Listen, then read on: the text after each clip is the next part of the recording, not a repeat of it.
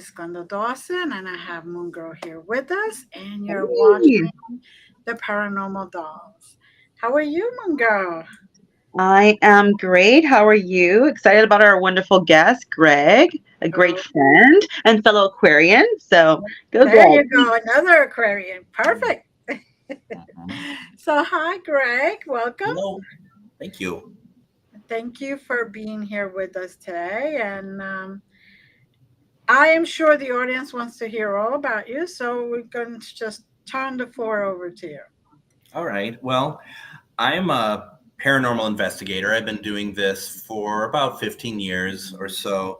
And one of the areas that I find is a passion of mine in paranormal investigating is an area called ITC, intertransmental communication, basically meaning that any sort of electronic device that spirit can talk to, that's ITC communication. And it's been something that has really inspired me in the paranormal for since the very beginning. As soon as I saw like the spirit box work for the first time, and when I've experienced it myself for the first time, being able to hear voices coming through that box that answer your questions, that to me, even now, is still pretty incredible. I never take that for granted. I love it. I've even been able to build up my intuitiveness and my mediumship using the box, and I often use it to reach out to people's loved ones who have passed. I don't do guarantees on that. I never like, oh, we'll definitely get them. But at the same time, what one of the things that I've kind of honed is like I see in my mind how I can connect to somebody through spirit or via or being spirit, and that's included like I've reached out to historical figures. I've reached out to Abraham Lincoln. I've reached out to Who was uh, an Aquarius as well. and yes, And believed in aliens, of course. absolutely, and Mary Todd Lincoln and all these. It's just like, and people are just like, oh, come on, and they'll listen to it. And do I know that Mary Todd Lincoln is coming through the spirit box? I can't say for sure, but she's whoever it is, certainly answering my questions.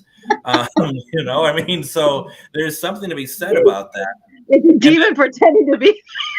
right, but and part of that too No is one's like, human anyway, so it doesn't matter. who cares if they're impersonating, they're answering my questions. Yeah. That's the best thing of all.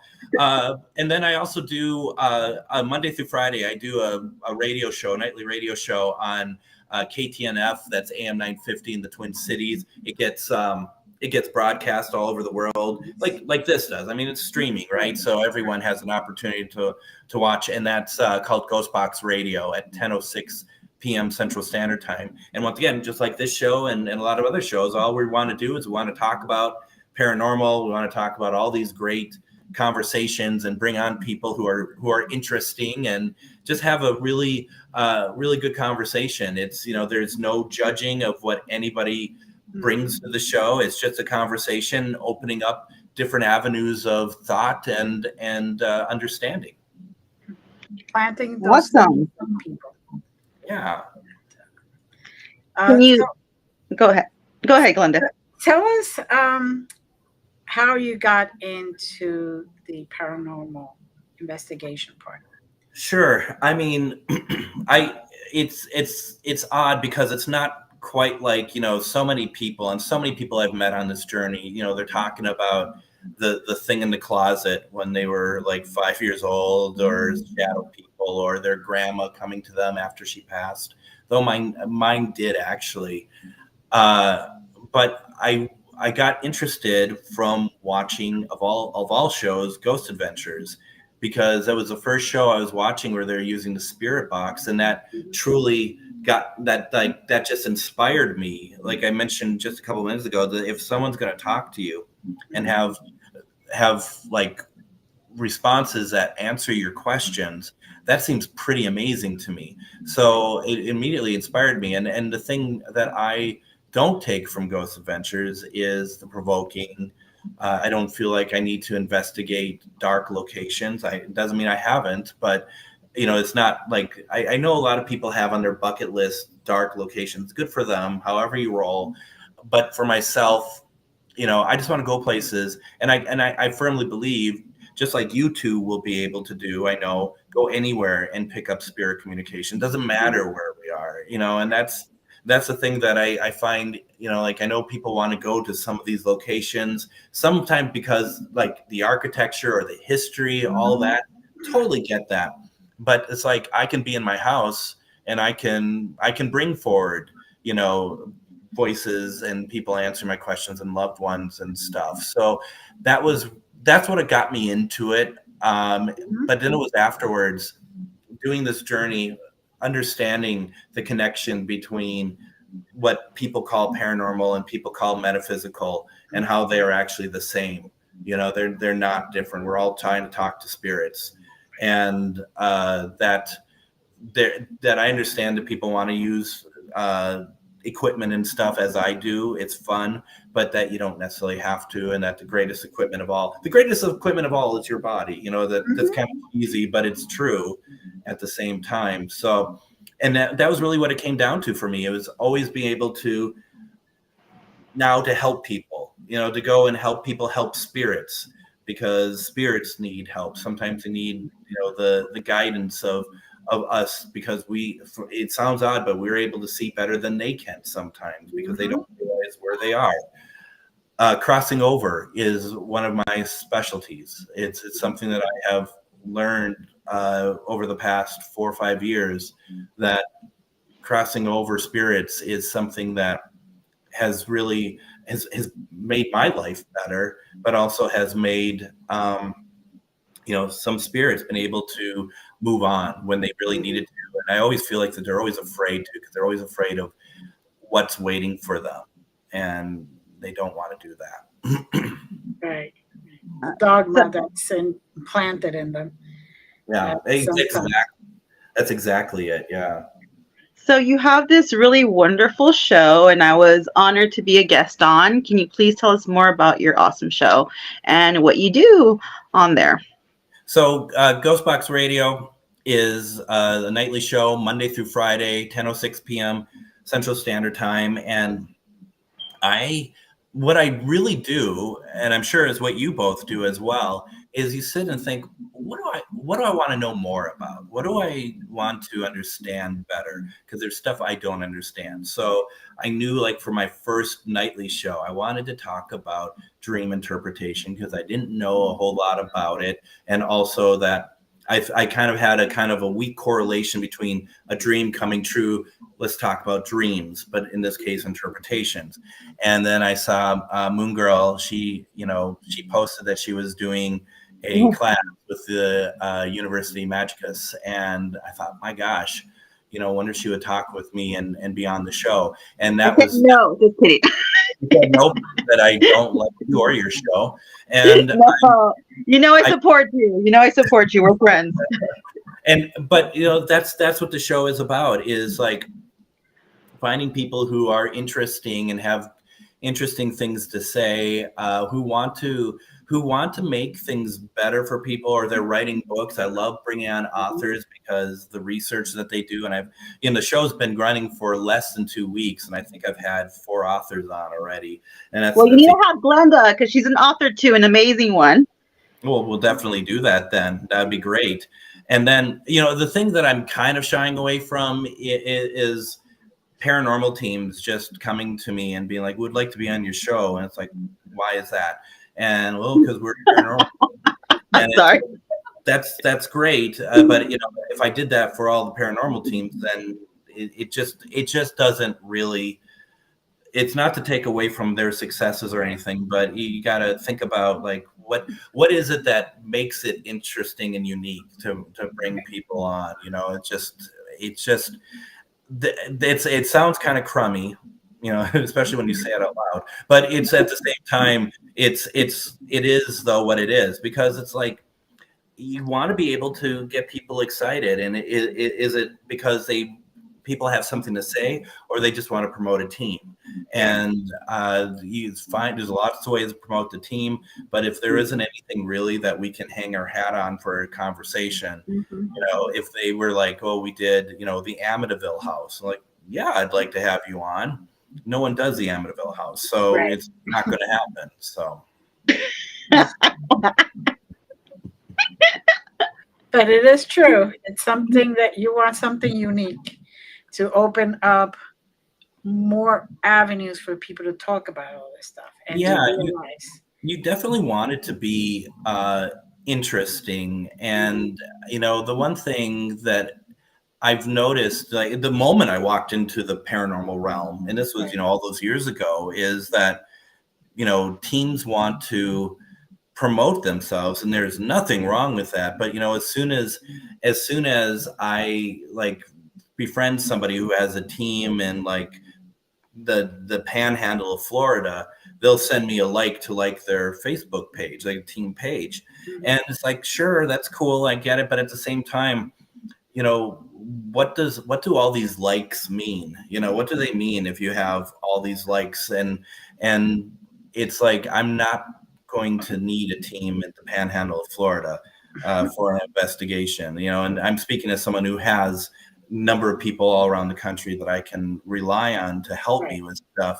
I'm always wondering about what the reason is for why people need to have to really promote their teams, because it doesn't feel as much like we want to help other people, but more like we want a slice of fame, is what it always feels like to me. That's the majority of people, even though they highly deny it. But when it comes down to it and you are really in the community and you kind of, rub elbows with people, you see the truth about things. So, yeah. You do. And, first of all, if you're going to put effort in something, I understand why you're going to want to promote it. I mean, obviously, I want to promote my radio show. You both want to promote your stuff. I totally get it. But it just becomes like, happy birthday, like when it's your birthday and you get a message, happy birthday from such and such paranormal. Like, really? And then it's linked in the message, so that in that message, in the comments, they can click to the thing. Yeah. It's just like, well, what's the point? I mean, what is the point of that? I don't really understand. Also, what I've been noticing a lot, at least in let's talk all of it. No, just kidding. Let's go for it, right? I'm not hated. Let's close that gap. Is also the fact that do people even investigate private residences anymore? It feels like, well, that's it. But the thing is, it seems like the circle of people I see on Facebook, they're all about going to the events. Right. They're all, or if they're going to investigate, they're going to like a location that is like, not a private residence, but like a well-known place. Yeah. And it's like, once again, you be you do what you want to do, but it just feels like that the aspect of what paranormal investigating is, and maybe as far as I'm concerned, and maybe I'm the one that's way off here, is that it's been so diluted about whether or not, someone can meet the guys from, the Tennessee Wraith Chasers. I mean, it just seems like that, okay, well, that's what it becomes. It's like its own like little clique of people. In some areas, I call it a cult, depending on what we're talking about. But it truly is, and it's not so much about. Some are about forwarding the field. A lot of others just seem to be about wanting to go and get their pictures taken with celebrities or perceived celebrities, I guess. Or when all they're doing is taking pictures, and that's like the whole thing. Like, I mean, I get you're excited, you want to take pictures and promote and everything, but when the whole event is just picture after picture, what are you really there for? And I've heard about some people that I know that they were going from table to table to just get selfies with everybody, and it's just all it is that they're trying to prove. Look at Glenda's face. Right. I'm like, what is it, a party? That's just it. And all they want to do is give the impression that they know all these people, where they don't know any of them. I mean, they may think that they know them, but then they'll walk away, and the people at the table, because I've seen this firsthand. And then when people told me this from like this last weekend at a big paranormal convention, that someone did that, and that once they walk away, the people are like, what was that? So Yeah, so that's my take on the paranormal. Yeah. Well, most of the stuff that I do, I can't even talk about because it is a private house. And the agreement is that they don't want everybody to know that it is a, for all intents purposes, haunted location. Because then Yep. you do have all these paranormal teams crushing in and they want their private life. They just want to know who's there, why, when did they exist, the history of it. Yeah. And, So, and then on that hand, there is some people like if I'm going to do a residential, I ask them like, do you want this out there? Do you want me to film it? Not if so, then cool, I'll film it. If not, that's fine. I understand because it is a private residence. It's not right. just a building, Mhm. and then people, guess what? We get to leave. Yep. They stay Yeah. there. So you Right. have to be careful with that too. If you are going to go investigate, or exercise, a residential home, because you get to leave.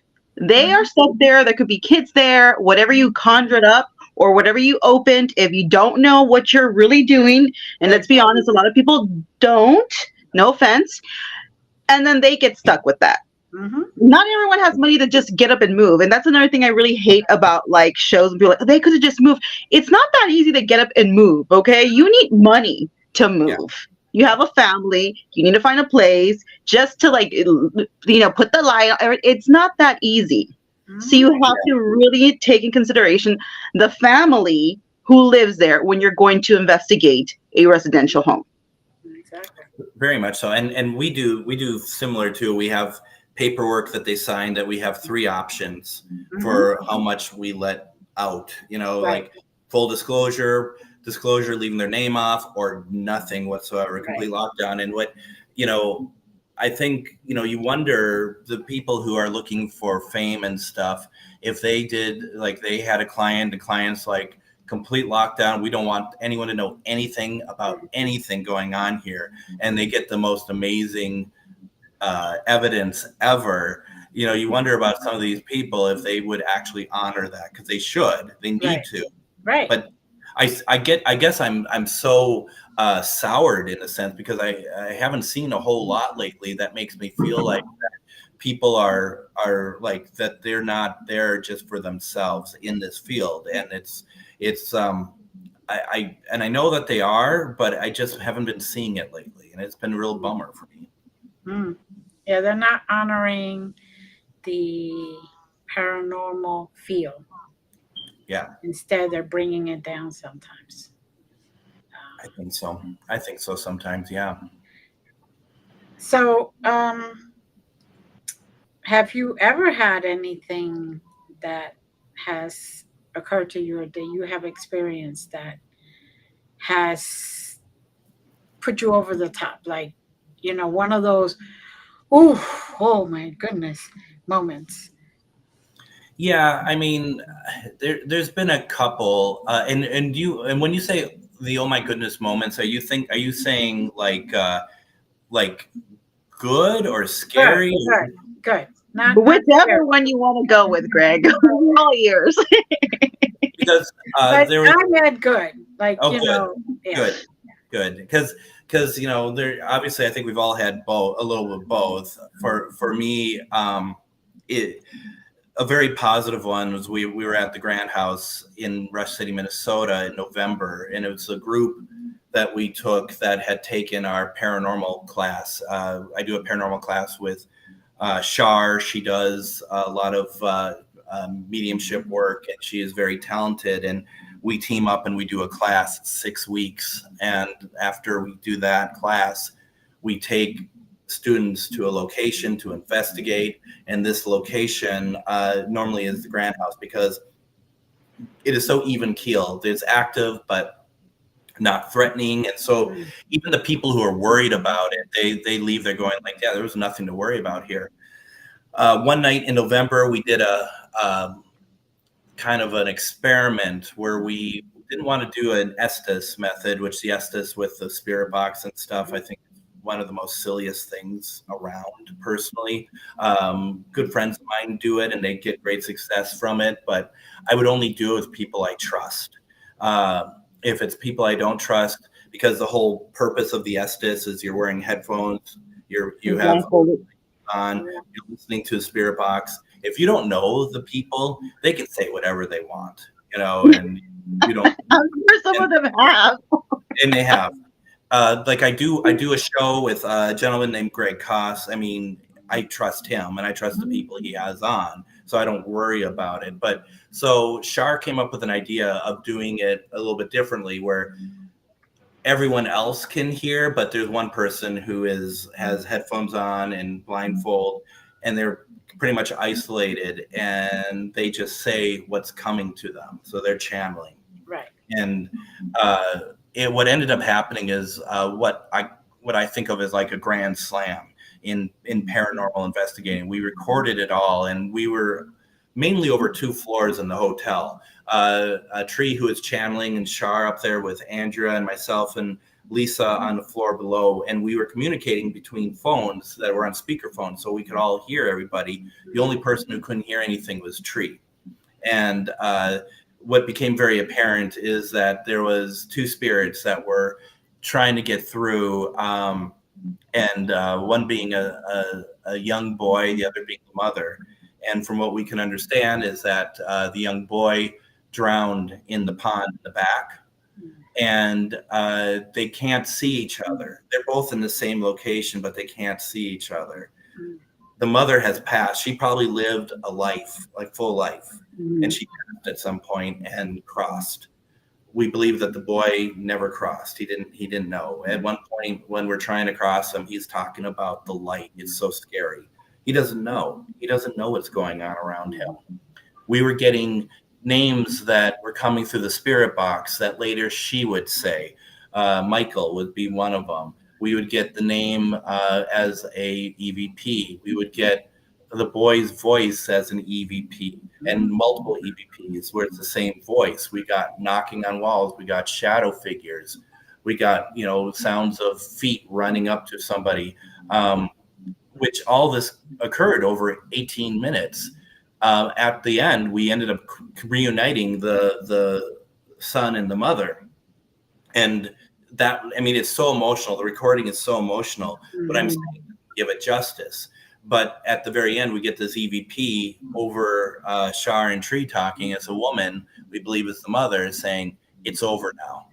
It's very powerful. But then at the very end of that, about a week later, one of the folks in our team, I think it was Austin, he found like legitimate paperwork about Michael that he had drowned. He was 5 years old. And all the stuff that we're getting. And this is what we do this for. We didn't realize this is what was happening. When we did a presentation about it on Friday at the Grand House, and it was the place was sold out. There was about 41 people there wanting to hear this. And I just said to them, this is a slow burn.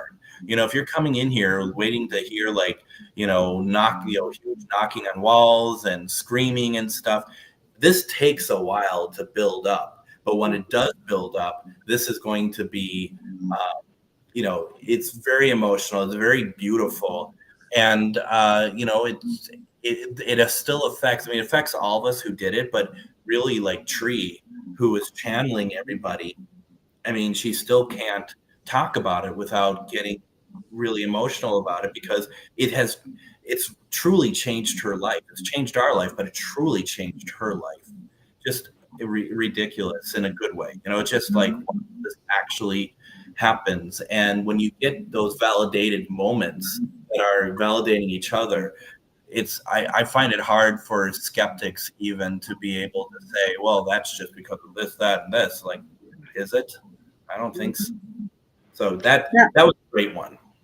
What would you tell a skeptic if because I know there's many out there, and I get this question too. What would you tell one if they, kind of questioned or asked you about it? What would you? I would just say that's their choice. I won't engage in it because it's fruitless, and everyone has a right to have their opinion. I know what I know. They know what they know. And I find it always funny that a lot of skeptics that I talk to, they're very adamant. They don't believe in any of this. Then they pause and they'll be like, but there was that one time. And they'll talk about one of the most amazing things I've ever heard of in my life. and then they'll talk about, but then there was this other time. And it's kind of, to me, for those who do that, for me, it's always about like, well, what would it take then? I mean, honestly, what would it take if this doesn't make you think differently? You don't have to become a full believer, but to still be like, well, I don't believe in any of this stuff. And then they talk about that. It's like, what does it take then for you to be able to see things a little bit differently? But as long as people are respectful to me, I'll be respectful back to them. I won't engage in it because I just don't want to. I want to respect their opinion. Yeah. But it's always rewarding when you prove them wrong. I'm sorry.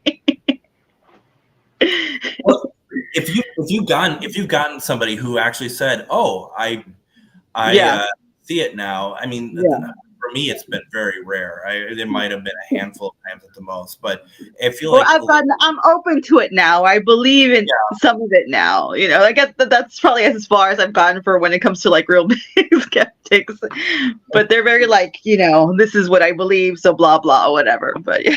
It's very true, and even at that too, it's funny because there's a lot of people who I've run into who are very set with that opinion of being a skeptic. So it's like no matter where I take it or what we can do or to show, a lot of those people are going to have their heels in the ground so much that they're not going to go back on it. You know, but that kind of makes me laugh a little bit because I'm like, then why are you here then if you already don't believe in this? Why go to the events? Why go to the investigations? Or why leave comments on people's stuff? It's like, if you already don't believe and that's already your mind, you made up then why even engage in it? Just move it along. We did an event at a place called the Anderson House in Wabasha, Minnesota about 2 years ago. And a guy came there. He was a ex-cop, and he came there. And I find with ex-cops, either you are totally in or you're totally out. I don't find an in-between with ex-cops. And this cop was there because his wife was really into it. But his energy was absolutely, because he did not believe in any of it. His energy was just really tough to get through because he just was so against it. Where at finally he showed up for the first night with us, and then he stayed in his room the rest of the time. And I just have this feeling his wife was like, "Just stay away. You know, you're not helping." I mean, he's just his body language and everything was just like, "I don't want to be here." And it's like, you know, I get it, but you're ruining it for everybody. Yeah. He just stay in your room. He did, and no one missed him. I mean, it's like not even the wife, especially the wife.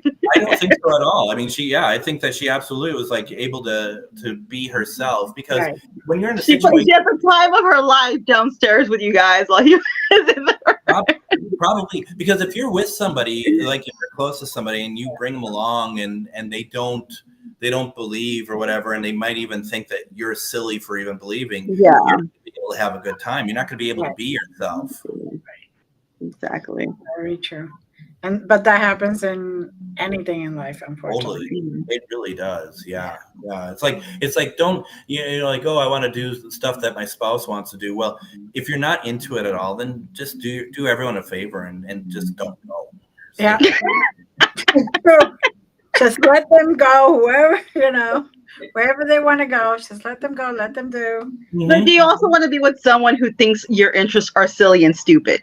You know, it's just like it goes hand in hand. Like I don't want to be with someone who thinks what I do is stupid and silly. That's the most obvious part of it. That of course, me having been single for like the last 400 years, just even think about that. But you're absolutely right that if like, anytime you're just like, well, I think I believe in ghosts, and then it'd be like, well, you're just whatever. That's a red flag. My ex-wife was that way. When I first started getting into this, she was still living here at this castle I live in, and she would make fun of me, and I said, okay, well, what if I was able to bring spirits here and they can torment you? Would you still be the way you are? And she got very serious. She's like, no, don't you dare. Like I had that ability. I didn't have that ability, but it was like, oh, so you do. If you're gonna be that way, then don't be this way. I like that. I'm going to tell that anyone I date and they didn't give me that answer. I'm going to tell them what you said. You want me to bring spirits? And Absolutely, yeah. I mean, you're gonna be smart ass about it. I'm gonna, I mean, it's just ridiculous, like those, like we talked about before, those provokers that are just, like you wait till they actually decide that they're sick of you. It's like prodding a tiger. yeah, you're poking a bear.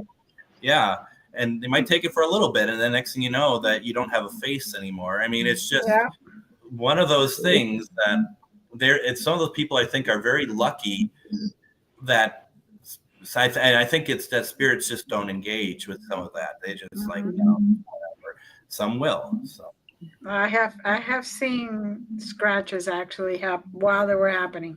Not on me because I don't provoke, but there were people provoking and they were getting scratched and pushed and all that. And I'm like, yeah, that's the definitely answer for me. I don't want to be what you're doing.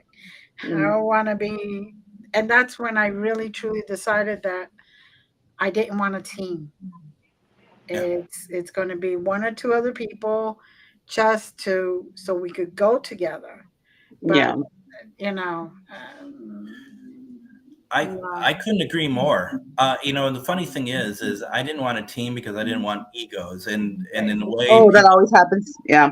people might say, well, you not wanting to have a team means you have an ego, and I can kind of understand that, but there's a team that I know, I won't say where because it might give away everything, right, but you almost think they're a paramilitary organization, by the way that they dress and act and the hierarchy and all the other things. It's like, do you even have fun doing this? I mean, right, just, and you pay dues and you're all this stuff, and they're all about getting on the TV shows, like not like, and I don't mean like the Travel Channel shows or Discovery Plus. I mean like the local TV shows, like if we're right. doing something about Halloween or something, so the rest of us don't even have a chance. And so I guess I'm saying they're local to me.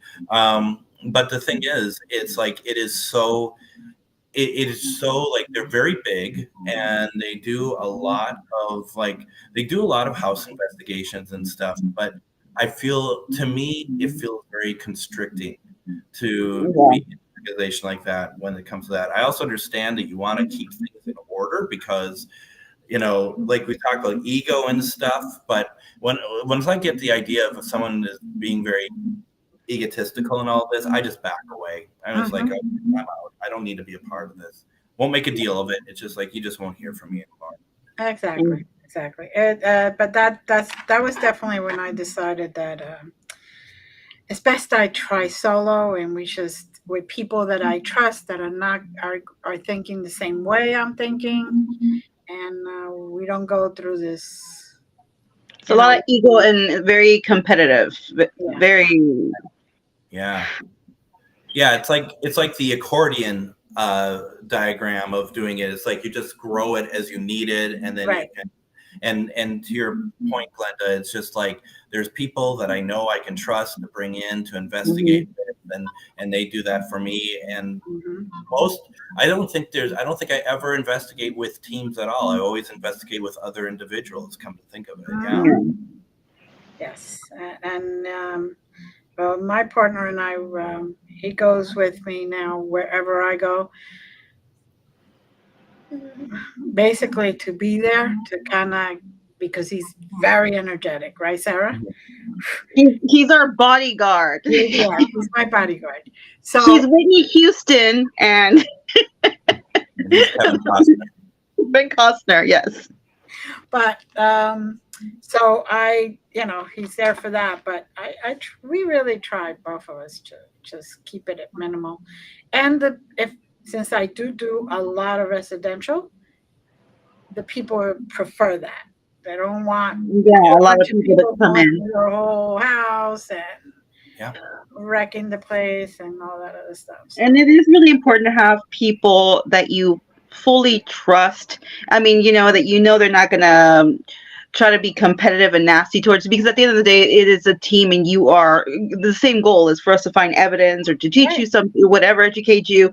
So and then plus you want to be around good energy, people that you know are not trying to be mean or nasty to you. They're there for that and to support you. And it's really hard to find that. So, you know, it's easier when you just kind of select who you want to investigate with versus a group of a lot of people that maybe you don't click well with. Very much so. And also I've found too, like the investigations that I do that are not events, it's like you got to make sure that the people you're investigating with, and this sounds pretty bad actually, but it's on the same level as you are, on the same, you know, they're on the same, that they've been doing it for around the same amount of time that you've been doing it, that they're not people who've never done it before. Because I get a lot of people who are like, oh, there's this place that's up the road or whatever, we should go investigate it. And I'm like, well, I don't know you. You know, you gotta be careful of that stuff, because you end up with, you know, some people get scared out of their mind. And it's, you know, to me, it's like I had a situation where someone got frightened, and I'm not making fun of the fact they got frightened, because it can be very, Yeah. but my level of experience is different than their level of experience. So what they got frightened about is not frightening to me. But it doesn't invalidate that they got frightened. But that's what you got to be careful for. And ultimately, you always talk about a chain, right? And what's the weakest link in a chain? And that's when stuff might get in and affects everybody. And that's kind of what happened. And you just have to be careful about that sort of thing. And I know it sounds harsh, but at the same time, I think people downplay how spirit can really affect your body, your personality, your inner workings, just your ability to do simple things. And you have to be careful about all of that stuff. Definitely. Definitely. Especially if you end up with somebody who has seen it on TV. This is the way to do it. And they're going in there and they're like, oh, and I'm like, we're going to get attacked. Okay, bring a protection before it even thinks about it. Because the second they open their mouth, you're like, oh, here we go. Well, also with people who are very new, and I understand everybody has to start somewhere, so I'm not talking crap about that. Everybody needs to start somewhere, but if you're not very experienced and you're just going by what you see on TV, that's not necessarily what we actually do or how we go about things. You know, you only get like the exciting moments, the climaxes on TV. You don't see the actual, sometimes you're in a location and you're there for hours and you don't catch a damn thing. Other times you go in and you see the craziest, things ever. And so it's cut, the episode's cut just for like 30 minutes, an hour if you're lucky. Right. So if you're just going by what you're seeing, that's not really your teacher. In other words, don't get confused. There's a lot that goes into it, not just going to a place and then you just, whatever happens. And there's people who are really all about and I'm thinking about an event that I did last year at the Mertz. It was a funeral parlor. It was called Mertz, and it was in York, Nebraska. And we were doing another experiment, and the people I was with, the guy was suddenly like, oh, I feel something in the back of my head. I feel something on my neck, and it was like, all right, I can tell this stuff very quickly. I'm sure you both too could do it as well. When you're at an event, and the way that people talk, the way that they dress, what kind of investigator they're going to be. And this guy had ghost adventures written all over him. And this is what he's thinking that these things are like. And so he's just like, the back of my neck, it's burning. And I'm just like, and all I said was light. And so someone puts a light on him, and I look, and there's nothing there. He goes, okay, well, just let me know if something else happens. Okay. And then he's just like, my neck, it's burning again. And like, sorry. And and there's scratches on the back of his neck, and his girlfriend, wife, whatever, she goes, that's a sign of demonic possession. And people were kind of getting up and leaving, and I just stopped him, and I'm like, show me your hands. And he's like, what? I said, show me your hands. And he put up his hands, and there were skin marks, like skin in his. Oh, he did that He to scratched me. himself.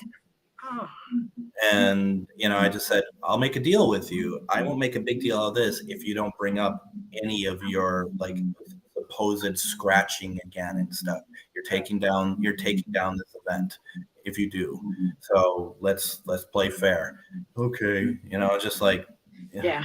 get out. Oh, I would have kicked him the heck out.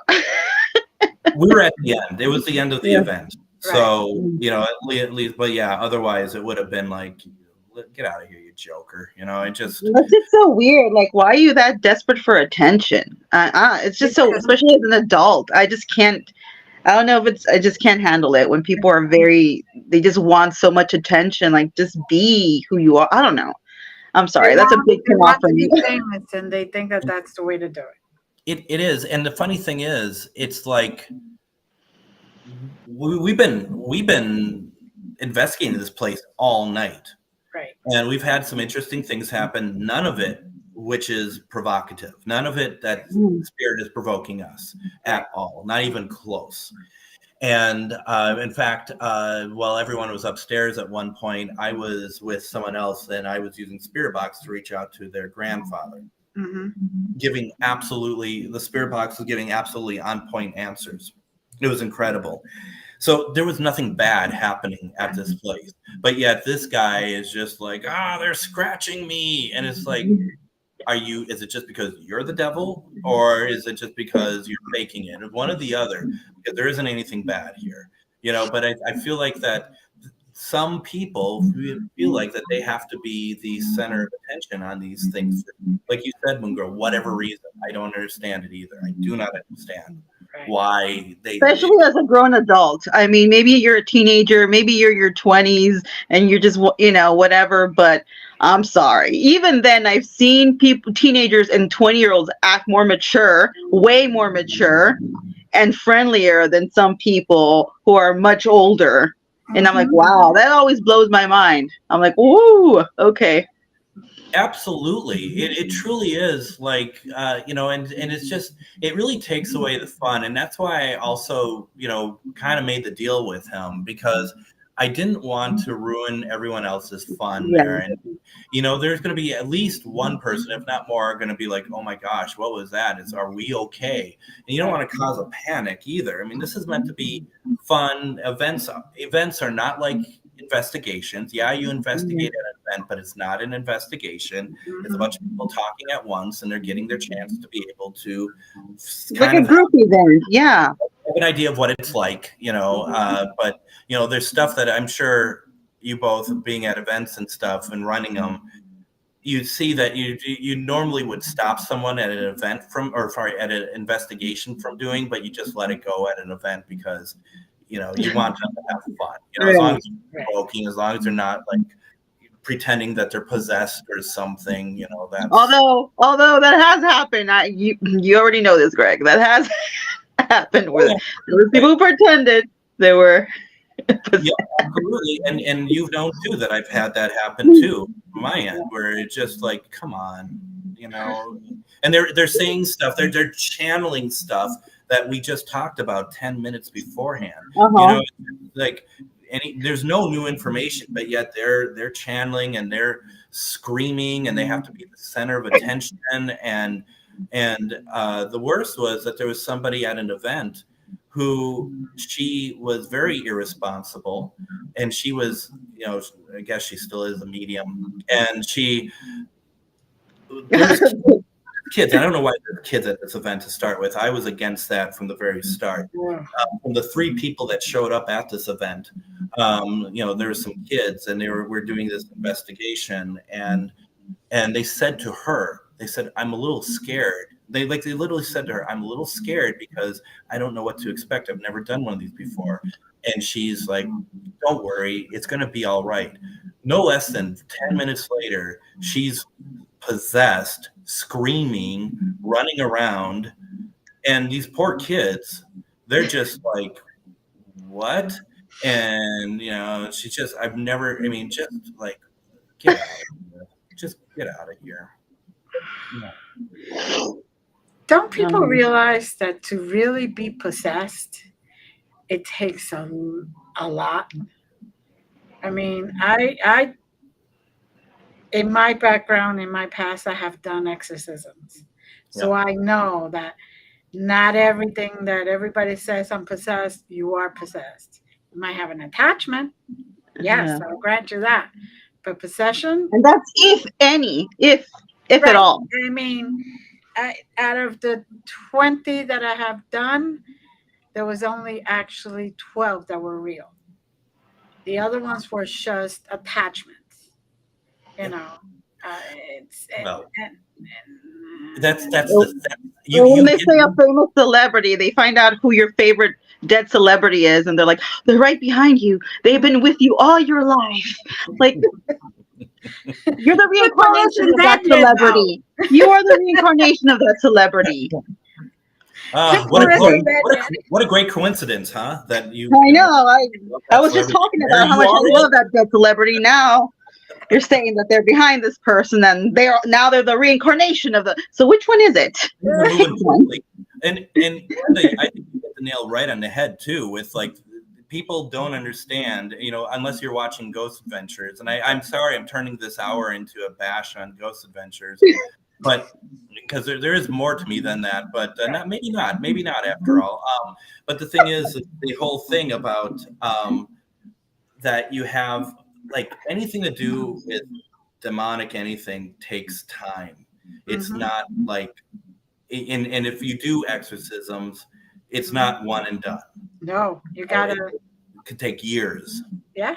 I mean, heck, even in The Exorcist, it took her a while before she got fully possessed. And it was still not enough because they had 2 more movies after that with her. Right. Exactly. And then You know, the parody Repossessed, that was a funny one too. But it is true. It isn't a snap of the fingers and wow, I'm possessed or anything like that. You may have attachments. You foolishly maybe allowed spirit to come in. That you didn't know who they were and the whole thing. But Well, some people also try to do that on purpose. Like they want to get possessed or they're hoping they get an attachment to them. and they don't realize, it could change you completely. It could destroy you hmm because what it's doing is creating fear, which is what they feed off. And the more fear you have, the stronger they get, and and isolation. the more they attach to you, literally. Yeah, So very much so. You know what's great is if I crouch down enough, it almost looks like I'm wearing a priest collar. I saw that actually. More of I could speak with more authority about it now, there you and I go. probably I probably have more, just doing this. I probably have more authority to speak on it than some of the demonologists out there that want to make it into a into And like. by the way, I don't call myself a demonologist because I really don't want to do that. I just been She's called, a called into it. McNugget demonologist. She's tiny but mighty. I've been called into it because I bring in the light. That's all. Yes, absolutely. Not because that's my favorite thing to do. My favorite thing I've seen so far though was, once again, Ghost Adventures, when they did the demon house. They had that demon house, and they Yeah. had one of the little girls that used to live there. They took her to a Catholic church, and the priest looks at her, and she showed, if you're just going by outward appearances or even how she's acting, that there is nothing like going on with her that's demon or anything. He looks at her and he goes, "This girl needs an emergency exorcism." And like, what is an emergency exorcism?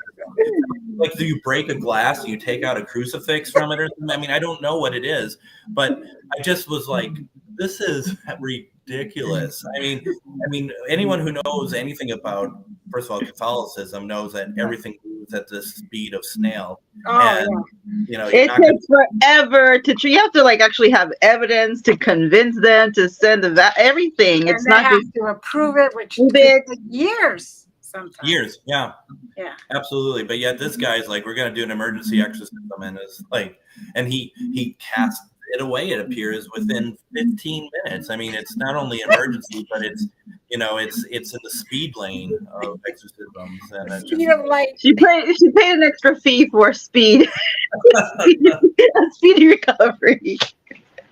it was ridiculous. I mean, it's just like, come on, you guys. And finally, I think finally that's what finally made me just like, I can't even watch this anymore. I used to watch it for entertainment value, and then it was just like, yeah, this is And even you for know, me, it's too much. we understand that they're entertainers. Yeah. And that's the difference. You know, they could be doing 2 weeks worth of shooting and finally have enough stuff for that time period. But you know, it's not as pretty as it looks. No, it's not, and I. But you can't tell anyone that, you know. No one. It's TV. They have to glamorize everything, or and Right. And I don't know if we're going to have a lot of shows around much longer. I mean, through the streaming, they still have them, but I feel like that the networks are kind of, they canceled most of them anyway. Adventures moved to Discovery. You still have like, Dead Files and Ghost Hunters, but so many of those other shows seem to be gone now. And I can't help but think that maybe that's not a bad thing. I mean, entertainment value is stuff, for at least for the field, but who knows? I mean, it'll be interesting to see, because I feel like we're at a crossroads a little bit with everything. Oh, for sure. I feel it. I think there's going to be big changes. Like, yeah, for sure. Yeah. And I can't say whether it's good or not, but I mean, just me being kind of a perpetual frowny face, I'll probably be annoyed with it regardless of which way it goes. So, kind of, at least I know what I am, right? At least At least we're honest. Yeah, I got to be honest about these things. If you're going to dish it out, you got to take it back. So there you go. There you go. So we do have a few minutes left, about 6 minutes left. Is there anything we haven't touched on that you really want to tell? And do you have any upcoming events and where we can catch you? Is there hit us up with links, infos? What do you got going on?